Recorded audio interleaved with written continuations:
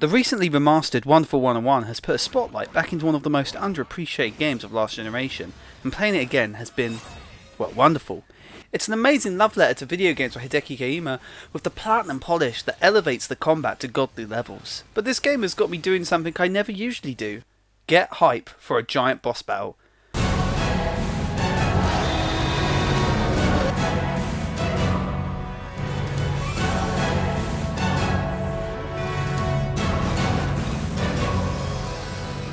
The giant bosses of Wonderful 101 are a highlight of the game. Nothing feels better than your petite platoon working together with all their skills to take down the far stronger 10,000 ton titan. But as many fans of the hack and slash genre can attest, the spectacle of ginormous boss battles usually comes with a variety of hiccups that takes away from the gameplay. So what are these problems, and what magic has Wonderful 101 spun to make these bosses work so well?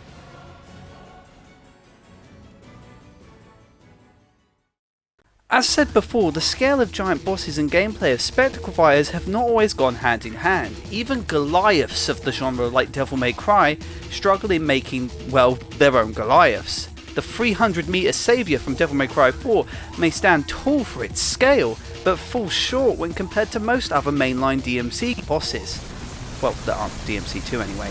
Even the excellent Devil May Cry 5 commonly has Gilgamesh, its biggest baddie in the game, noted as one of the least fun bosses.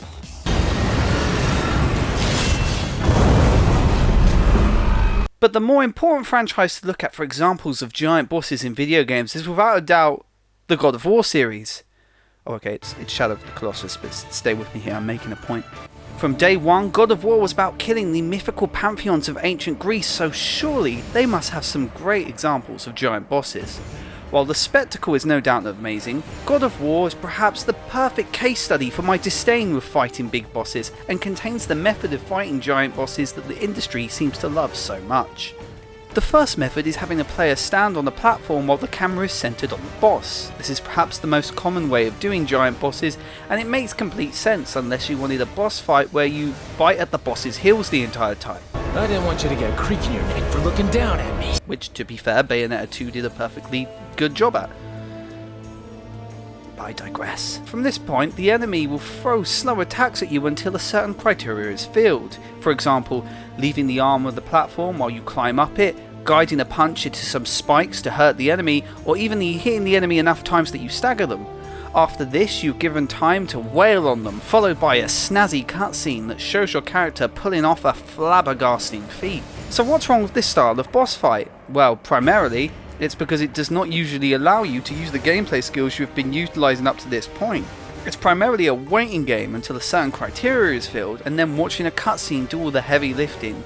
And that can feel pretty demotivating. One of the obvious advantages of the medium that is video games is the ability to be in the action yourself by controlling the hero, whereas a lot of these bosses' most spectacular moments instead happen in a quick time event with limited player input. As amazing as spectacle it is to haul the Hydra's heads into the mast of a ship, seeing it once is not going to have the same effect that human-sized enemies that take skills you've learned from the game to fight like Zeus will have. Do you see, gods of Olympus? Do you need more proof than this? Now all of this is justifiable. Truth be told, it's hard to have small characters fight against such a large enemy normally, and if the reason we want to see David smite the giant is for spectacle, why not put all of the focus on creating big flashy quicktime events that awe and amaze? Well, both are possible. You can have your Wonder Cake and eat it too, and there's no better game that shows this than Shadow of the Colossus, but also Wonderful 101.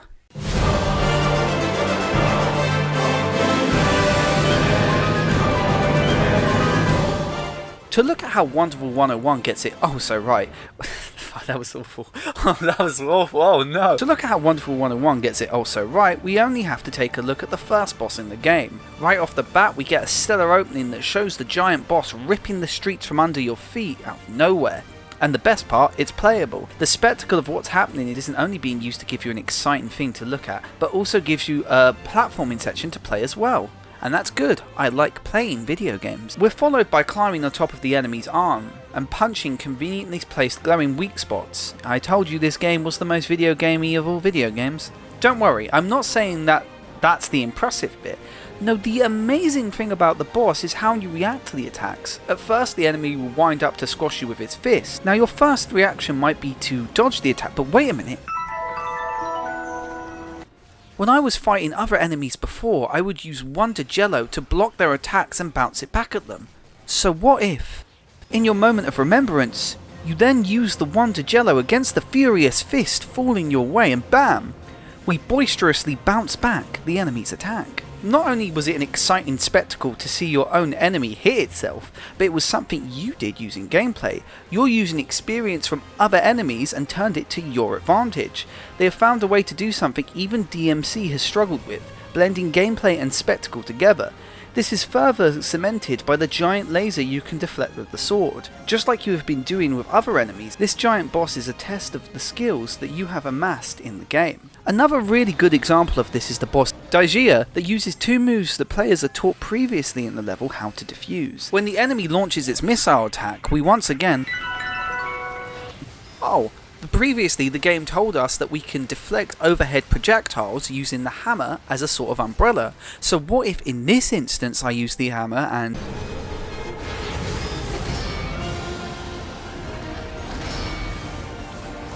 Well, there we go. We're given a choice. We could dodge each missile individually, or we can use the hammer to block it in a more safer, funny to look at way. They're just bouncing off like it's an actual umbrella. That's missiles that take down buildings. It's pretty sick, isn't it? It's pretty neat. When the enemy charges up its electricity attack, we then once again flash back to how we used electricity to unlock a door. We know the sword can absorb electricity, so how about we use the sword to block the enemy's electric attack? Well, there you go. You can even have an entire playthrough without ever noticing any of these bosses' counters. It's not like God of War where you have to do something over and over again. It's tiny little rewards to figure out something about the boss that's been taught to you along the way. It's way more rewarding than being forced to do something over and over again. And of course this game also has quicktime events, but because of how they are structured, using the Unite morphs as you would gameplay, I find that I'm a little more forgiving to this, because you are being taught how to draw the moves that you will use in gameplay. It's also played around with amazingly at the last level. Just go and play the game yourself. Any Platinum fan will know the bit that I am talking about when they see it. It's brilliant. I don't want to give too much else away, because figuring out how you use each of the Wonderful 101's attacks so they're most beneficial and feel like you're using the team is 101% of the fun. Don't get me wrong, you can parry giant enemy attacks in God of War, but most of the enemies stand there unfazed from your parry. God of War, in all of its years of existence, hasn't found a way to make gameplay the spectacle in these bosses, whereas the Wonderful 101 has found a way to blend together these two things to create something truly interesting. I hope we can get to see more games use the style of Wonderful 101 does when crafting ludicrous leviathans and their furious feuds. For a long time, giant boss battles have been more about flashy visuals than using gameplay to win.